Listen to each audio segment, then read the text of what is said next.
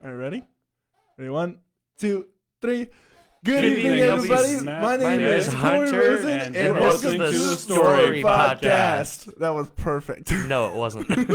Amazing. This is episode 100. And what in the world are we doing here, Cory? What brings us to the show today? That's a great question. So this episode 100, I wanted a chance for people to meet me, get to know me, because I know a lot of other people, and a lot of other people don't know me. So that's the whole goal of this episode right here. And who am I, Hunter? Cory Rosen is a songwriter, composer, pianist, and so much more.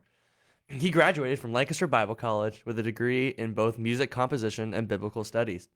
Born and raised in Salisbury, Maryland, with a father who is a notable local drummer and a mother who loved the marching band, Cory fell in love with music.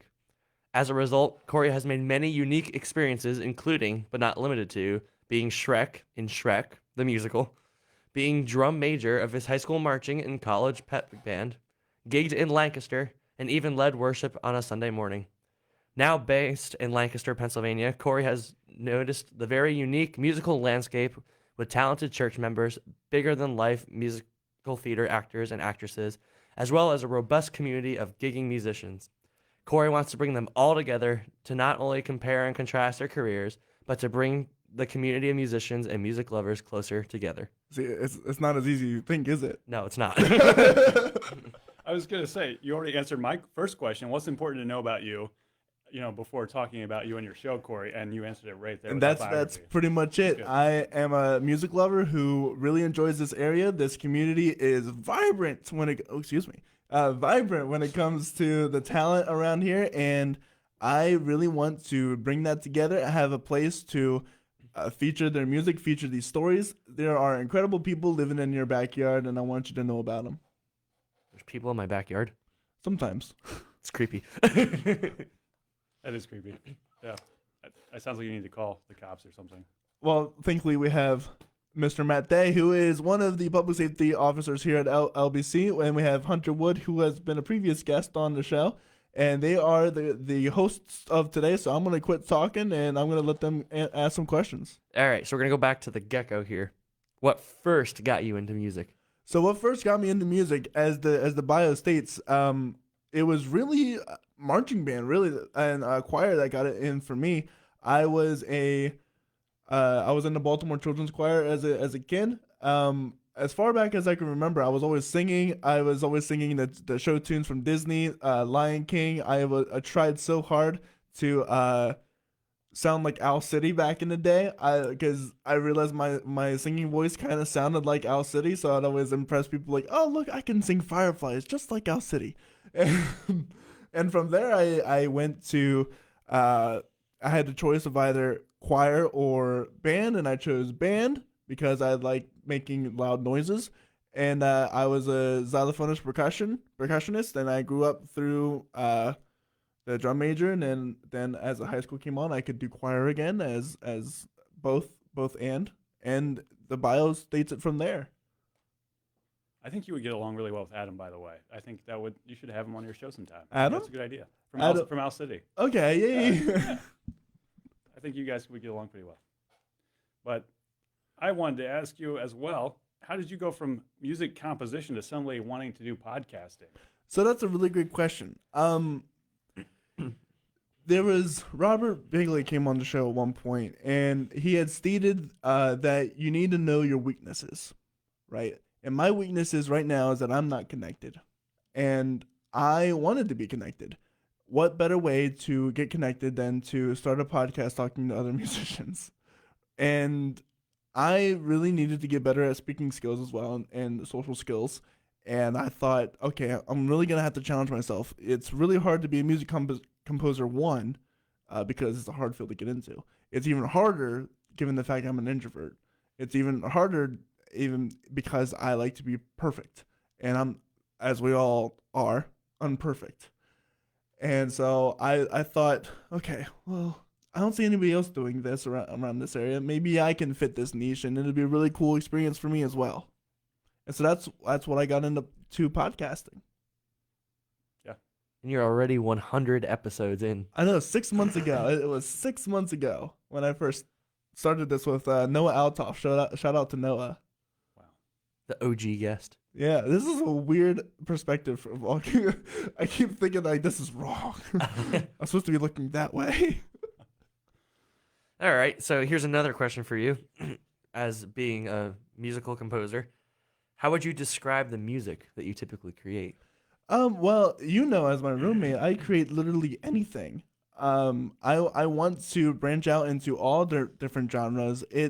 Because that's what makes you a more rounded musician. It makes you take influence from other places. It makes you do different things. It makes you push yourself. There's been a project recently where I've really had to push myself really far to get to a spot where I needed to be in order to do a certain job. And that doesn't happen if you stick in one lane. You talk about pushing yourself. I think one question probably a lot of listeners would have for you is what was the biggest challenge to starting your own podcast, and how did you overcome that? So one of the biggest challenges definitely was putting myself out there. I hate cold calls. I hate cold emails. I am impatient when it comes to that kind of stuff. I get really nervous about like, oh, did I cross the line? Or, oh, is that wrong? Stuff like that. And I must say that was the hardest thing. It's like, okay, I'm starting this. Here's another point. I was really bad at starting it. I didn't want to just do it, right? And that's been a theme of this podcast is literally just to do it and start somewhere. And that was the hardest part for me was to start and put myself out there and say, all right, God, I feel called to do this, and I'm just gonna throw it to the wall and see what sticks and refine because that's the way you have to do it. You can't go in perfectly. Yeah, I think a lot of people relate to that. Just the hardest part can just be starting. Yeah.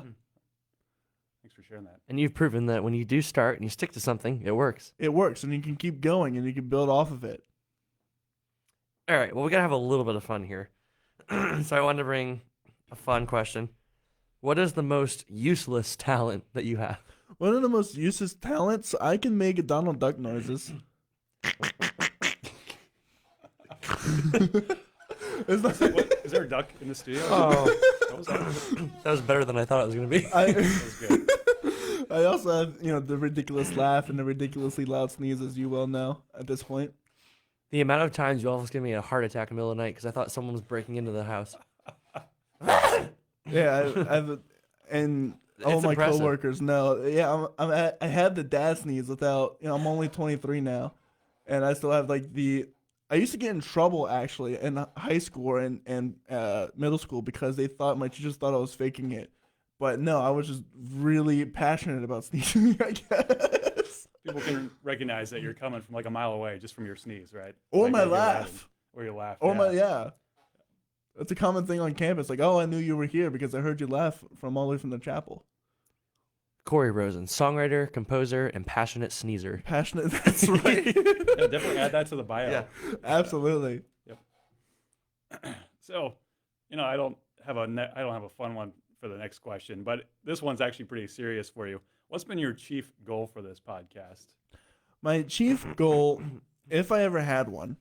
So here's my dream. If I could have 5 day or like a festival of a week long, and I was able to have genres for each day. So one day it'll be hip hop, all new stuff. Next day and it'll be country, all new stuff. I'd bring in an orchestra and have a new orchestral piece. Have them read through that. Choir, same kind of thing. That's what I would love to do. And yeah, I would have some headliners because that's kind of what you would have to do. But the primary goal would be to promote new music, new musicians, and have a ton of fun for the local economy. And I feel that was another thing that I didn't realize that I could build through this podcast because that's been a dream of mine. And I was like, well, okay, what's the step I can get there? Oh, duh! I have this growing list of contacts that they trust me. They really enjoyed this project. They want it to see it grow. They want to support it, and it could be feasible one day that I could rent out Clipper Stadium for a week and put on a show like that. That's one thing that I'm sure Hunter has noticed about you too, is that you're not afraid to dream big. So that's a characteristic that really stands out about you, Cory. Thank you. Yeah. So I'm going to go into kind of a worship leadery question, since I'm a worship leader. But how are you using your music, or how do you see your music being used in order to bring others to Christ? Well, if you've heard my music, my worship songs specifically, that can very clearly be stated in most of the messages about it is that you remain. That's the main message of that song. It's literally in the title. I want people to see the light that I have and being brought to other people on the podcast. There are I knew this from the beginning, and I brought this up to LBC when I first said, and I was like, some of these people I'm gonna have on aren't Christians. Is that okay? And they were like, yeah, man, that's fine. And people might critique me for that, but how else are you gonna spread your light? And everybody who's been on the show, to my knowledge at least, has enjoyed the time, has had a really good time, and has benefited some way or other because of it. And that is one way that I spread the gospel through or spread happiness, spread the light, the love of Christ, is by imparting my questions and giving people. Some people have said this has been a therapeutic experience, because they get to remember all of the past things that they've done and say, oh wow, I am somebody. Because some people, well, why me? I was like, well, I see the potential. You've done all these great things, and to help them realize their purpose and reinvigorate them is a joy and a half to me. Is that happening to you right now? Are you looking back a little bit? A little bit. Yeah.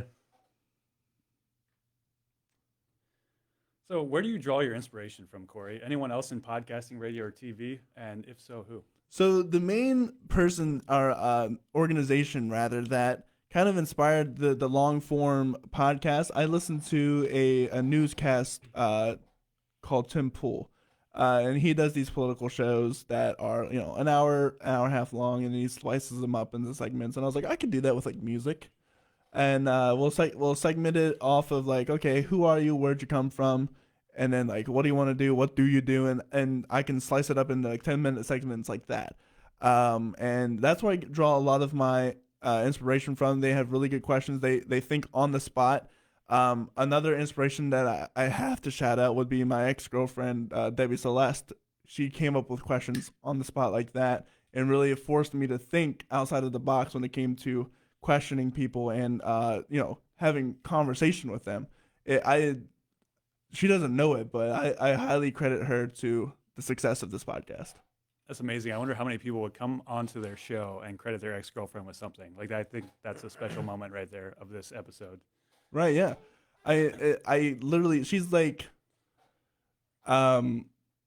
without her, I wouldn't have the confidence to ask some of these questions that are hard questions, or some of the silly questions that I like to ask, because she sometimes could be that ridiculous, and in a good way. And it rubbed off on me, and that's one of the things I've gladly taken away from that relationship. That's good to hear. Yeah. All right.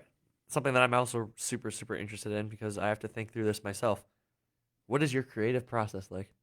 So that's a really good question. Are we talking in regards to music creation or music creation? So in the music creation, I like to sit at a piano, plunk things out, and I'll be like, oh, I like that chord progression. And then I'll start thinking of lyrics as I play.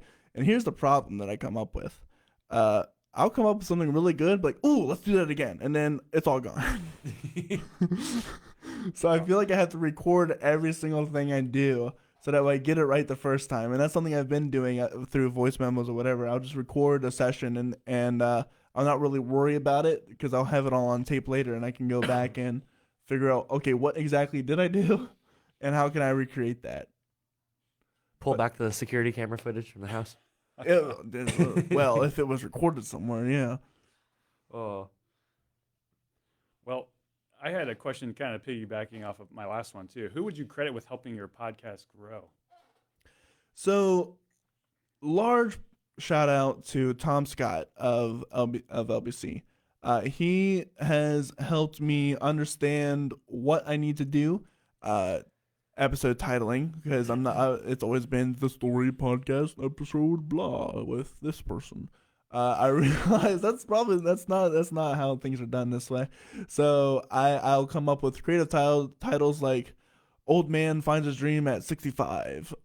What is that? That creates interest. That it makes you want to look at something.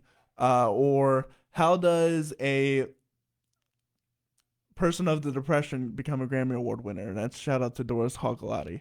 That garners interest. That gives more spread. Like, okay, how can somebody who lived during the Depression, who dirt poor farmer girl, come to be one of the top 4 clarinetists in the entire world? How does that happen? So stuff like that, and then he's helped me with the marketing aspect, building my website, doing all these other things that I really needed to do and never really thought of. But this is much later on in the process. I think what helped me start in the beginning was my friends. That they were able to trust me. Like the first few episodes, Noah Altoff, Henry Dvorak, I got the name right that time. I made sure of it. Cassidy Martin, Ruddy Turnstone, people like the Robin Chambers, people like the first couple people, and shout out to Bjorn Jacobson as well, who told me just do it, and I did it, and they really liked it. They gave me feedback, and they just watched it blossom. I feel like when you post, this show on social media, you're gonna have to tag a lot of people. Absolutely. This episode. No, I'm gonna give everybody a shout out. Actually, that's the plan. Yep. Definitely Professor Tom Scott. He was awesome. Mm-hmm. I only had one class with him, graphic That's all design. you really need to understand. Yeah, but it was such a great class, and he's such an encourager. So maybe that's a advertisement for LBC. Oh, yeah. Also, yeah, huge shout out to LBC that let me use the studio. What college allows an alumni to come back and use their equipment? Right, that's pretty rare on its own. Not to mention that they do it very generously, and all the professors here are very welcoming back. This is a testament to how good LBC, or how well LBC treats their alumni. And this show would not be possible without them. Amen. As a fellow alum, I agree with you. As another fellow alumni, I agree with you. All right, so we're going to have a little fun here for a second here and just kind of get away from the serious questions. Would you pick cereal or a candy bar? You'll understand in a minute. Okay. Just go with me. All right. Trust me here. I'm trusting. Pick which one, cereal or a candy bar? This depends on the cereal. You just okay, go with your we'll gut. go It's cereal. like a combination All of right. candy bar cereal. Cool, cereal. There you go. So, that doesn't work. Sorry. If you could be any cereal, what would you be and why? You know what? I think Cinnamon Toast Crunch. Why? Because I just want to eat Cinnamon Toast Crunch, and that's what they're known for. They're known for eating each other. That is true. It's a dark cereal. But they're so good. They are. Or I'd be Frosted Flakes because, they're great. That's fair. And they actually taste good, don't they? They actually What do taste you really think? good, yes. Yeah. I like the Cinnamon Toast Crunch answer, though. That's one of my favorites, so I approve. There Yeah. you go. That was good. I like that. Good question.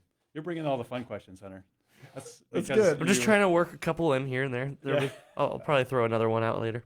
Well, actually, speaking of fun, what's been most enjoyable for you about hosting this show, Cory? It's been meeting all these people that I never thought I'd ever be able to meet. There's been Grammy Award winners. There's CMAA Award winners, which is the Country Music Awards of Australia. Who would have thought I would be able to meet someone from Australia who'd be interested and be a wonderful person to have on the podcast as well. I've gotten to meet the drummer for Billy Joel for the longest time. His name is Liberty DeVito. Kenny Aronson, who's played for Bob Dylan, tried out for the Rolling Stones, or was considered heavily to be on the Rolling Stones. uh, played for Billy Idol, Hall and Oates, stuff like that. The piano player for Chuck Berry, he's Daryl Davis. All of these insanely talented and notable human beings that I would have never known otherwise. That's been incredibly enjoyable, and just listening to their stories. How did uh someone like Daryl Davis, for he's been a large inspiration for me for a long time. How does he interact? If you don't know, he's a black jazz musician who now his primary career is de-radicalizing KKK members or actual Nazis. How does he use music to do that? That's one question I still have yet to ask him. I gotta go. If we have a part 2 with him, that's one question I'm gonna ask him. But stories like that.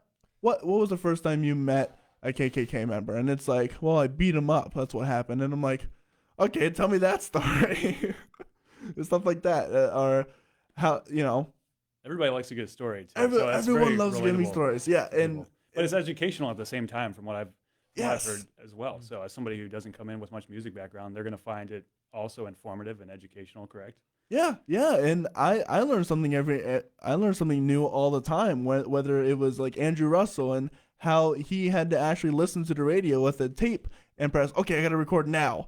And if he didn't get a good recording, that he would have to wait until the song popped up again to record it, with his tape recorder. And that's how you would make mixtapes back in the day. And that's why mixtape is a word, because you'd have to actually mix with your actual tape recorder live. That's incredible. Right, it's the stuff that seems alien to us nowadays with Spotify and all the technology we have at our fingertips. It makes you really appreciate the past. Yeah, and all the work that they had to do to accomplish the same things that you guys do today. Yeah, we're living on the shoulders of the men before us, and it's incredible to learn about that history as well. That's a good way to put it. Another question. You graduated from LBC like a year and a half ago, right? Mm-hmm. About. What was the best advice you'd ever been given in college by one of your professors? And do a professor shout out. Do a professor shout. I have to shout out the Cy Bothams on this one, and probably Dr. Cy Botham, Timothy Cy Botham. He is very passionate about doing what you do with your heart. And so that would be the advice that he gives, I think, almost every student. Whatever you do, do it with all your heart. And it's reminiscent of the Wesleyan theology of, if you're going to do it with all your might, do it with all your heart, do it with all your soul. And that's in regard to singing. Do that or don't do it at all. And so that's the kind of advice that really stuck with me. That's good advice. And here you are 100 episodes later. Doing it with all your heart. Yeah, doing it with all my soul. So for you, Cory, what's been one of your favorite interviews on this show? It has had to be Daryl Davis.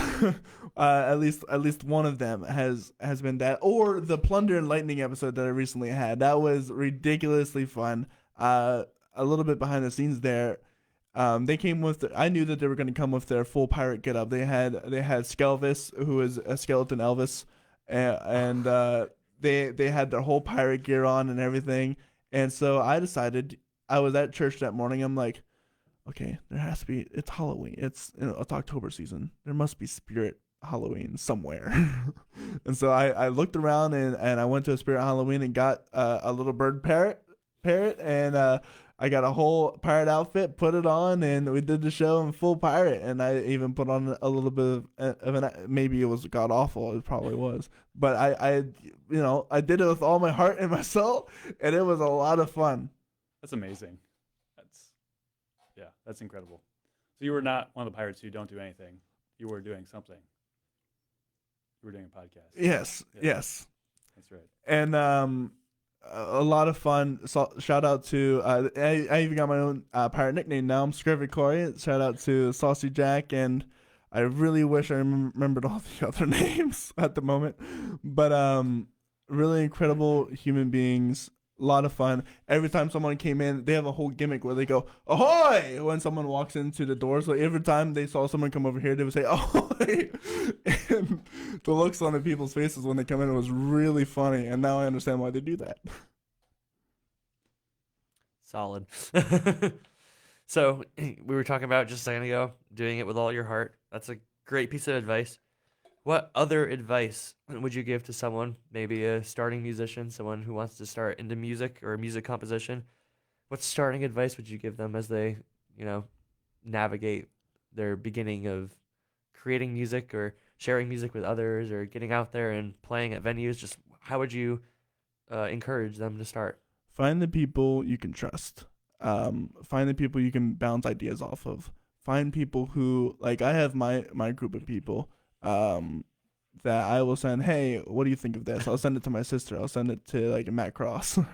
I'll be like, hey, what do you think of this? You know, and most of the time I just get, oh, that's good, that's whatever, and that's great, that's awesome, that's, more than what the generic person would say, right? They just like, who are you?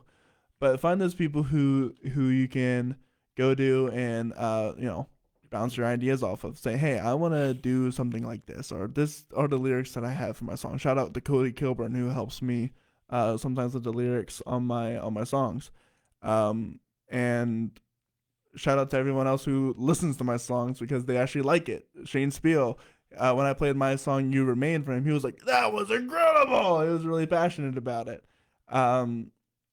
Find those people that you can grab onto and that will take part of your life and will impart what they have to say on you with, like a true friend. So follow-up question on that, just what if there's someone who feels like they don't know where to start to try to find people? What would you be your advice if there's like, I don't know who I could go to for this. I don't know any musicians around me. Go out to an open mic. There are several places around this area. Tellus 360 has one every Monday night. Actually, that's where I'm going right after this. So if you want to meet there, I'm always there Monday at 7:00. There's other places around. You can find it very easily where an open mic is, or that's where I would start, or even find or start joining groups on Facebook. There are 1,000,005 music Facebook groups. There's probably one in your local area. Go to there, out to the festivals, talk with the musicians afterwards. That's where you're going to find, or that's where you're going to be able to talk to those musicians, because that's a setting where you can talk to those musicians. Go up to them, introduce yourself, say, hey, I'm this, and that. Where can I find to go this, and that? Don't be afraid to network, because that's how you're going to get into it, and that's where you're going to find the most success.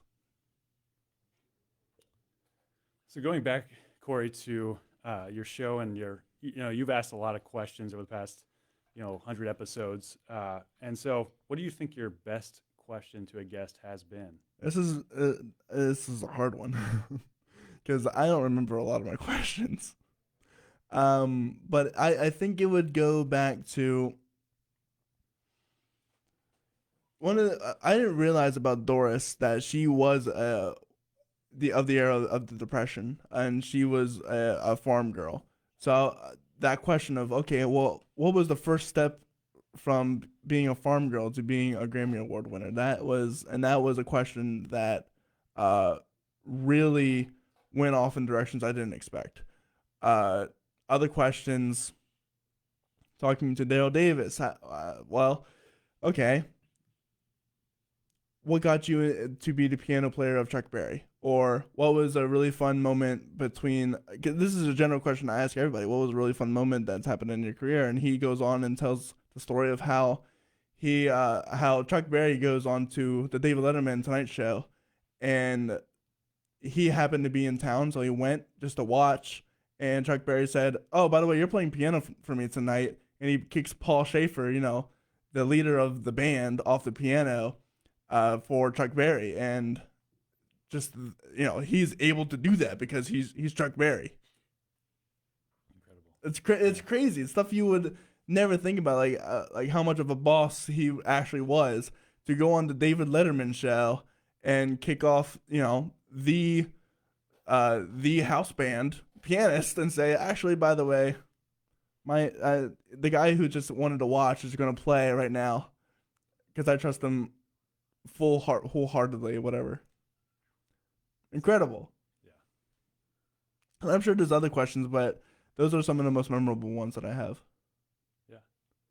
Well, as a show host, I imagine you have to be creative with your questions. Like you talked about earlier, you like to create, so I'm sure that's something you've had to learn is, how do I create a good question for my guests so that they can present a good story, right? Mm-hmm. Yeah, and that's not as easy as one would think. You have to think. I credit a little bit of my ADHD to this because I can connect things differently than other people would, but it's been a lot of fun. It's been a really good training exercise actually, to be able to think on my feet and to compose a question rapidly and have it a decent enough question that a person goes, huh? Because those are the really good questions.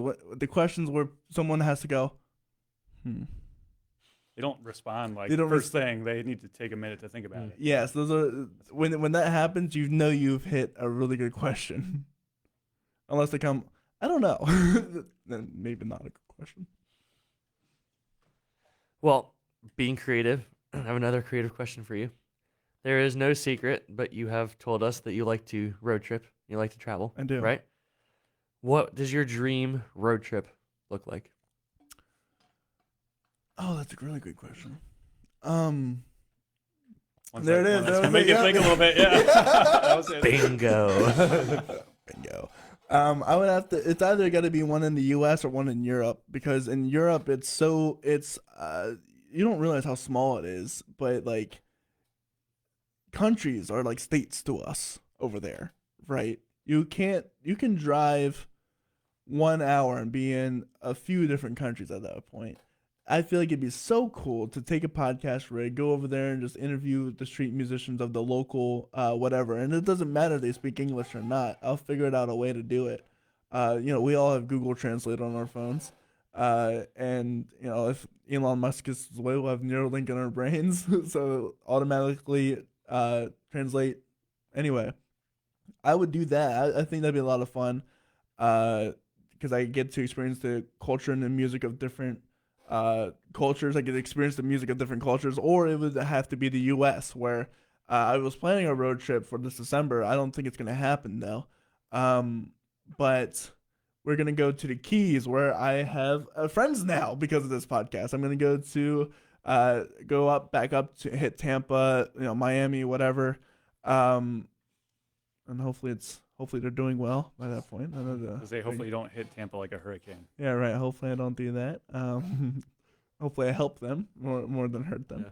And then I'll go over to New Orleans and Baton Rouge and Dallas, Houston. That was the original plan to hit Nashville, then Atlanta and Georgia and come back.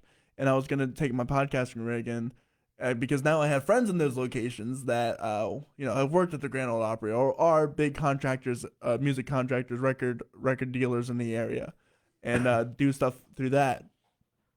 That would be a lot of fun, I think. You're gonna have to make this happen, even if it's not in December. You gotta make. Oh, it's gonna happen. It is going to happen. Don't know when, don't know how, but it will happen. I'm gonna make it happen. I already have a podcasting kit. Because of my interview with Daryl Davis, he and I think this might be a question coming up later of one of the most embarrassing things that have happened. If you want to, now's a great time for that. That was a great time. So yeah, Cory, what's been the most embarrassing moment for you on this show? So I went down to Daryl Davis's house in Maryland, and I forgot the one chord that I absolutely needed, which was the power chord to my Mac Mini. Of course, it's a chord. I think I remember that. Yes, and I was so mad because I triple checked. I even checked I was 15 minutes away, and I felt it in my soul that something was wrong. And I got out, I looked at it, and I said, "Oh, yep, it's all there." And I kept going, and I was so unbelievably mad at myself. I couldn't because this is one of my idols, right? One of the people that I look up to most, and I'm having a conversation with him, and this is the first time, not the first time I'm getting to introduce myself, but the first time I'm actually getting to sit down with him. And Daryl Davis, what a man. He gives me his own laptop and says, "Here, you can use this." And I was eternally grateful. I got to do the episode, just like that. But that was really, and we talked about it a little bit on that podcast. Is you don't make mistakes. If you make mistakes, they never happen again. And I was like, this is a prime example of that exact thought process. I made this mistake. Never ever in my entire life again will I forget that power chord. Yeah, that tends to happen when you make one big mistake. That tends to happen. It really sticks in your memory. You don't do that again. Yeah. Yeah, that's good. Good moment. It's a good moment indeed. I just remember you coming back that day. Yes, I was really upset. Sounds like not only the most embarrassing moment, but maybe the most stressful moment for you. Perhaps. It's one of the more stressful moments. There's a few others that I could think of. The only moment I'll go into them actually. Hey, yeah. When I had Quentin Jones on, he was the guitar player for Charlie Gracie, a big name in folk for the longest time, and we kind of made this into a little bit of a bit actually.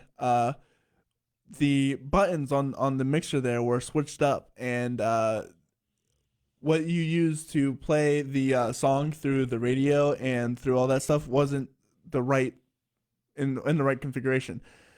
And the mixer is a little bit beyond me technology-wise, and so I couldn't figure out the problem enough. So we just had to go on the show without playing his songs, and we kind of made that into a joke. But I think the show was better off for it because we got into some really cool stories through that way.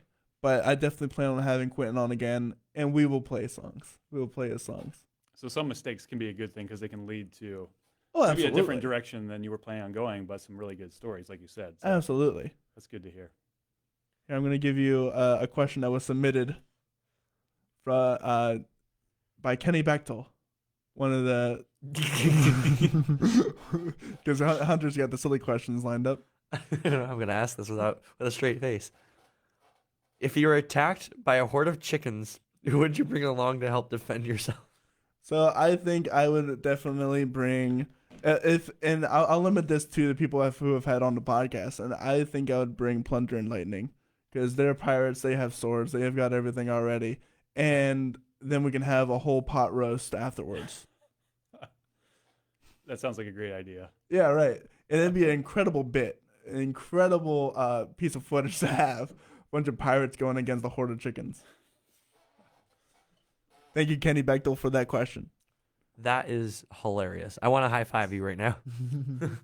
That's some funny imagery that comes to mind. Yeah, thinking about that for sure. I keep seeing it in my head. Here's another question for you. What's something that someone who doesn't know a whole ton about you won't know about you? Well, no, I'm a germaphobe. People, or I'm an introvert as well. That's another common thing. People, that's kind of sometimes it's kind of awkward because they come in and it's silent, and I'm like, okay, what should I be doing? Should I be talking to them? But I feel like I don't want to talk to them because I've just been teaching this class or whatever, or I've just woken up and I don't drink coffee, so I drink water when I wake up, or sometimes I don't have my medication and I can't really think straight anyway. That's another thing. People don't. I have severe ADHD, and sometimes I get dysfunctional when I don't have my medication. So it's sometimes really funny whenever they come in and it's all quiet and they're like, so and they're trying to make casual conversation, and then I realize, okay, this is awkward for them too. I should probably engage with them a little bit. But that's something people don't know. They would never know that I'm an introvert unless I actually told them straight up. I feel like kind of bouncing off of Hunter's question there, like, what would you say, has been the most annoying thing, Hunter, about living with Cory? No, you don't have to answer. You don't have to answer that. I'll answer that question. You don't. No. The funniest thing that I will say there are funny things that happen. That no matter what time of day I come out or if I get home, he's always at his desk making music, and it always has a different sound. One day it'll be spooky, the next day it'll be funny. One thing he did, which absolutely kind of just messed with my brain, is if if you know the iPhone alarm sound when you wake up when you set your I alarm, found so many people triggered by that piece of music. he made It's so music out funny. of it. I'm like, it's already a terrible sound because it's what I wake up to in the morning. Yeah, no, And to hear it in a song, and then to hear him repeating it over and over, it trying to play throws stuff people over for a it. loop. That's a really good point because I used to have the Android alarm and it was do do do do do. Do do do do do do do do do do and whatever. And so whenever I hear that first note on that harp, played on a harp, it kills me inside ever so slightly because it's like, oh, I need to wake up. So same effect for the iPhone grunge that I called it.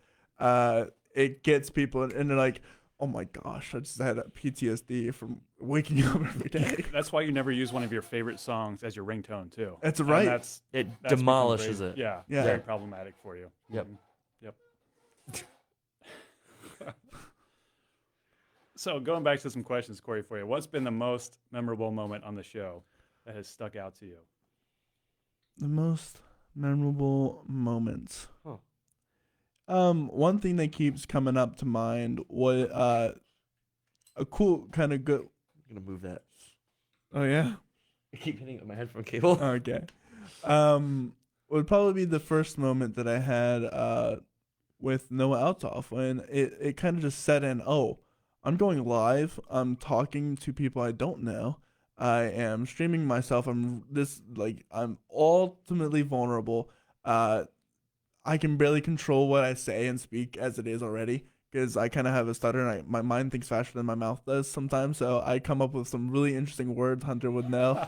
I come up with some really interesting words and really interesting phrases because I switch. I'm like dyslexic when I speak sometimes, if that makes sense. I'll switch, the first two syllables of a word around or whatever, and or I'll combine phrases that I've done it today. I did it today on the show that I had today, or the pre-recording of a show I did today, shall I say? And sometimes that was really memorable for me because it was like the first time I was ever putting myself out there, and I was like, okay, this is it. And the nervousness I got before pressing live, and that'll probably stick with me. It's an electrifying feeling, but also harrowing at the same time. So you had some adrenaline pumping that day. Absolutely. Every time it happens, now I get a smile on my face every time I press live, and it turns on the introvert in me, right? And it's like, okay, or it turns on the extrovert rather, because I like, okay, it's going live. I'm really excited. I have a really cool guest because I really do like all the guests that I have on. I appreciate their music. I appreciate there's a reason why you were on the show, even if you think I was just trying to source people out, but Well, speaking of nerves, that actually brings me to one of my questions: is what guest were you the most nervous or excited about to meet? Catherine Britt was a bigger one because not only would I had to do this show 11 o'clock at night because she was living in Australia, but it was the most stressful because I couldn't figure out how to get Zoom to work on both ends. I couldn't figure out, okay, how am I actually going to record this? What am I going to do? That was a little stressful on my end, and because she plays out in the outback so much, it would be so long before I got to text her again or email her or whatever. She was an absolute joy to talk to, an absolute. When she came to Lancaster, she was so much fun to hang out with. We went out after her show and had a great time singing her own songs at karaoke night, which was really cool. A really cool experience. Hey, can you pull up my song on the karaoke? And they're like, yeah, we have it here. And I'm like, that's just really fun. But that was a little stressful trying to figure all of that out and really trying to do the best that I could for Catherine Britt. And she also knows Elton John, so that was kind of cool.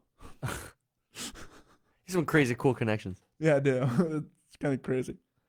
So we're starting to get to the later side of this podcast, but one of the big questions I wanted to ask before we do run out of time is, what's the next step for you? What does the dream look like for you? Where do you see yourself in 15, 20 years? here comes the big announcement. I am starting a nonprofit around this podcast. The goal is to. I have this written down, so I'm gonna read off my phone because this is rather big for me. So after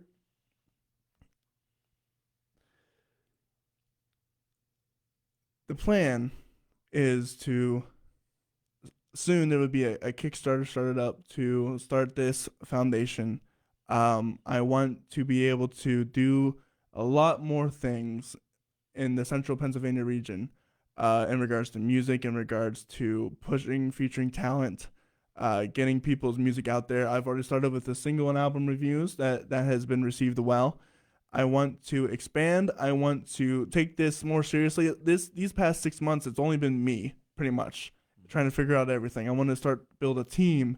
And if this is what I can do in 6 months, imagine what I could do in 6 months with an actual team and direction, right? With some actual thought put behind certain things. I could probably do way, way, way more. And because this has been such a communal and collaborative effort, I think what better way to exemplify or really put the point in, what is it? Something with the pudding? I don't know. The proof is in the pudding. The proof is in the pudding, right? Something about pudding. Something about pudding, and it's delicious. And I want to be able to make this, because no one owns a nonprofit. You only found nonprofits, right? This nonprofit would be truly community orientated, and that's what I want to do. I want to support the community. That is my next step. We are starting a website that you can. It's not live right now, but it is Cory Rosen Productions. That will be live very soon, and yeah, that's what I want to do. I'm going to start my own internet radio station through that as well, so that way I can go to local bars and venues and say, hey, by the way, since you're just playing Spotify playing list or whatever, would you mind put on this internet radio station with all these local artists on, and do that for like whatever, and add that to your repertoire of Spotify playlist to put on. Or I want to start consulting because I have learned so much just having these 100 episodes so far. Learned so much, and I want to be able to help people create more content, become more serious musicians, because it is hard to break out these days, and there are tips and tricks you can do to get started and push yourself out there, but it's so tedious to look up, and not everybody works the same way. Not everyone has the same goals. What is a successful musician is a common question on the podcast. And I want to be able to help those who want to gain a following. I want to help those who want to just create better, create more efficiently. So I'm going to start doing consulting and stuff like that to be able to really help the community. So adding on to that, if people are interested in getting more connected with you, learning more about your music, where can they find it all? You can find it on our link tree that I do believe will be in the description below. It is just, and that's another thing too. I'm thinking about rebranding as well, because the Story Podcast is such a generic thing, right? And here's something that's also kind of annoying, but also kind of funny. There's a guy called Cory Rosen with an E in his name. Imposter, how dare he? And he took CoryRosen.com, and so he took both spellings. Oh, yeah, right. But he's also got this book called The Story. And does he really? Oh, dead serious, and it's super funny, and I actually think I'm going to reach out to him just so we can collaborate, because I think it'd be really funny. It sounds like a fun episode. It sounds like a really funny episode. That one, yeah. And so that's something I'm gonna have to think about. Rebranding, because everybody and their mother also has the Story Podcast or whatever. Sorry, what was your original question? Where can people find you? You get Facebook. Find you, not me. Yes. You can find us on Facebook, The Story Cory Rosen, facebook.com/The Story Cory Rosen. You can find us on Instagram at _story_podcast. And that's another thing I have to do. I have to homogenize all of my social medias because that's annoying. You can find us on TikTok, The Story Podcast. I'm surprised no one had that on TikTok. No one had that? No one had that. So That's impressive. I know, right? So I was like, everywhere else, I couldn't have it. But on TikTok, of all platforms, I can actually have it, which is probably maybe the most important one that I've realized, actually. But yeah, you can find us on the link tree. We'll have it in the description. All that stuff will be there. And I couldn't shout out Linktree more because it's like a homepage for all your homepages. Kind of digital organization. The digital organization, and that's something that I am god awful at. If you want to talk about things that has been one of the most challenging things, organization. I am god awful at organization. Anyone who's ever known me, my parents were surprised that I could do this. Because I went home and I had a conversation. I had to make calls to different people. I had to make calls to shout out to Revival Productions. I had to make a call out to her and do all the things that I needed to do pre-show. Or Mount Gretna Theater or whatever. And my parents were like, who are you? What did you do with our son? What did you do with our son? Why? You sound very professional. This is not something I expected from you. And I was telling them about it. Oh, yeah, I want to put down all my promos a week before because I'm not the greatest at that either.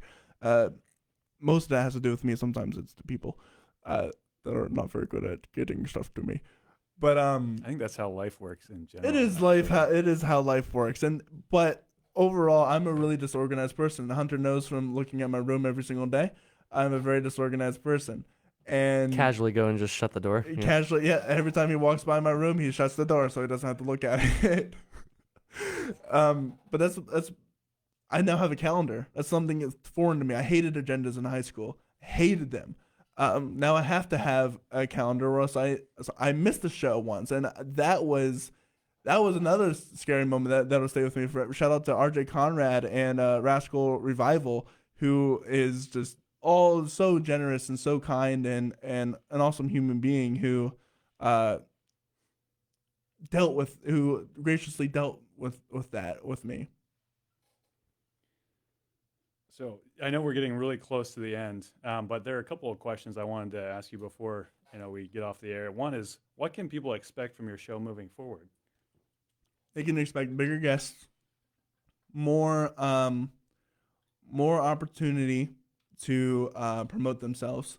They can expect concert series coming up that I am putting together. They can expect growth. And more interactivity with the show. If they want something, if they have something to say, something to ask, they can do that. I really want to expand this show. I am going to be able to. I'm going to be able to start. That's another one of those phrases things.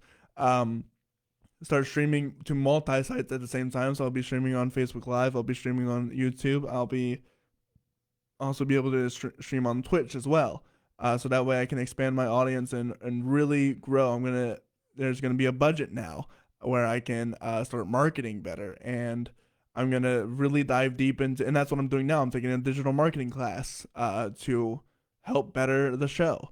So they can expect giant changes for expansion and still the same good old fun times that are happening now.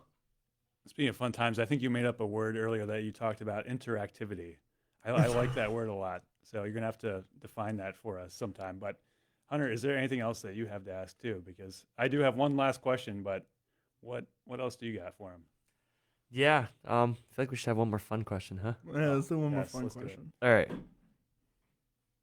Does pineapple belong on pizza? And that's like the ultimate. But honestly, it's not that bad of a combination. The real question you should ask me: does tuna belong in mac and cheese? Oh no! And we gotta stop here. Absolutely, it does. He makes this stuff, and it stinks. It's great. Terribly. It is so good. It is so bad. It was a struggle meal for me growing up. So I think that was the answer to most annoying thing about living with Cory, right? Oh yes, probably. Yeah. we give it away. Here's how I make it. I do, your regular mac and cheese, and then I have I put Miracle Whip in it. I put Matt's like, oh my gosh, Miracle Whip. Good thing I Tuna. didn't have you make dinner for me when I had you over for dinner. I'm really glad now. Very But nice. listen, don't knock it till you try it. It's great. I put bacon in there as well. It's really it's one of my favorite meals ever to make. And whenever he makes it, I come in with 2 air fresheners. Yeah, because you just don't like the taste of tuna, which is Or the smell of a it. perfectly valid fish. I don't blame you. Air fresheners, yeah, that would. How does that That sound? would help Tuna, cover up that hot fishy Miracle smell. Whip, you know? It tastes great. You don't knock it till you try it. Yeah, I don't know, man. I don't know. I like mac and cheese like as it is. I think you Thank don't want you. to ruin that. Everybody Or bacon unfollows maybe, me. too. Everybody, everyone, There's Yeah. grace. There's grace. disgraced. All right, so if that's the end of the questions, unless you have one more. I did have one more for you. So why should anyone, any average person out there tune into your show, Cory? You're gonna find out way more about the music industry than you would ever think. There are, due to the amount of guests that I've had and the amount of guests that I'm gonna have in the future, you're gonna learn so much about the theater industry. You're gonna learn so much more about the film industry, because I have some really big plans for those two industries specifically. Because I've had on a lot of gigging musicians. But you're also going to find out what it's like to be a superstar and a side piece musician that's playing for multi-million people concerts. You're going to find out what it's like to do a lot of that stuff. You're going to find out what it's like to play in other places. What is the gigging economy like in Washington, D.C., versus Philly, versus New York, versus Florida, versus Texas, versus Tennessee, Nashville. You're going to find out the answers to those questions, and how does it differ? What is something I didn't know? Tipping is a gigantic culture down south as opposed to up here. You're going to find stuff out like that, and you're going to hear a lot of entertaining stories along the way. And that's the main goal of this podcast. I want people to come away with like, oh, this person did that, and that's really cool, and I really like their music too. I'm going to go check out them. Hopefully, your podcast continues to inspire people, Cory, and maybe inspire somebody to start getting their feet wet in music or podcasting or theater, as you said. Absolutely, I hope so. I really do hope so, because it's hard, but it's not a monolith like people think it is. So with that, I have a few shout outs that I have to make. If we're all done with the questions. That's all we got, I think. Yeah. For you. So with 100 episodes, I must acknowledge those who have helped me build this podcast. First and foremost, I got to thank Lancaster Bible College.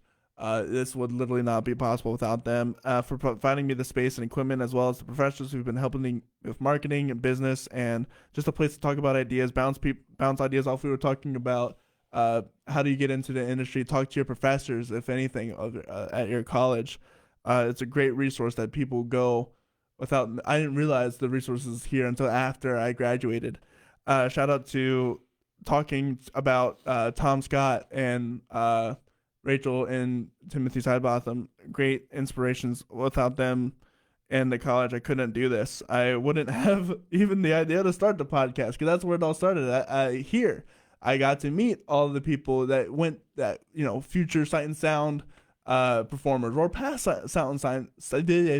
sight and sound performers, or people who work at the Fulton. Grammy Award winner Doris Hoglotti, who was a saxophone teacher here for a little while, and now she's on the administration doing other things that I can't remember at this exact moment.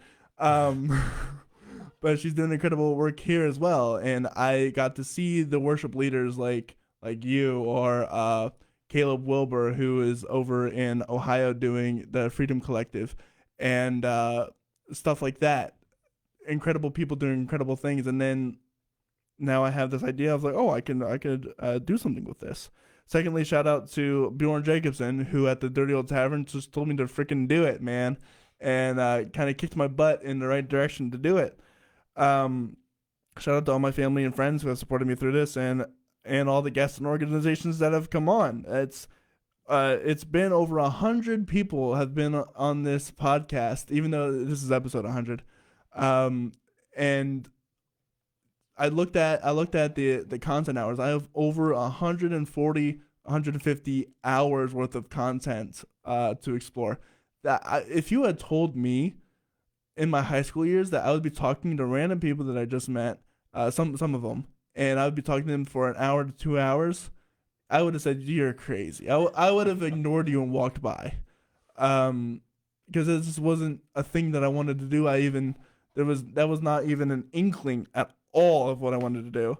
But I had to give a few shout outs to like Kyle Kewen and Stage Rush, Andrew Russell from Zootropolis, Robin Chambers, Liam Galliano, Robert Bigley, the Bigleys as a whole, Ray Taylor, Kate Ray, Chad Hogue, Britt Jakowski, John Talazzo, Leslie Talley, Wally Calderon from Servant Stage, Kenny Bechtel, Cody Kilburn, Hunter Wood, my man, Brandon Martin, Matt Day, my man, my other man, Trudeau Jew, Corey Paternoster, another Corey, Duke So Crazy from Harrisburg, all the Harrisburg crowd, Ron Kane, Sarah Ziegler, lovely woman around here, Autumn Phillips, Rich Ruoff, and the Roots and Blues organization, who has helped me reach so many more guests and people that I could ever imagine.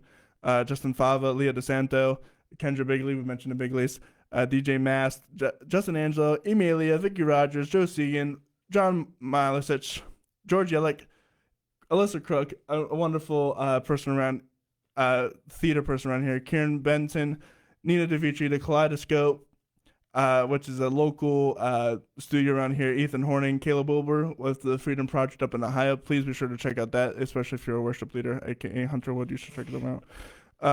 JP Mayer and the Dutch Apple Theater. Just all these incredible organizations. Don Grabowski and his whole musician's hand glove that has really helped me start learning guitar, because now I can play guitar without my fingers being bleeding all over the place, because that's a problem you have to worry about when you play guitar.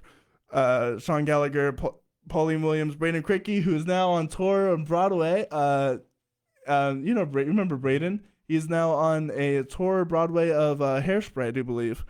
Bradley Hawkins and Dadley Productions, who is a local film company around here. Shout out to them.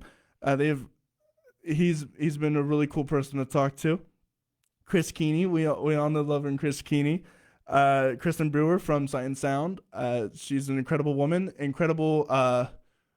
so intelligent. They're gonna do another podcast with her talking about the Bible stories, women Bible stories, because they're just so incredible.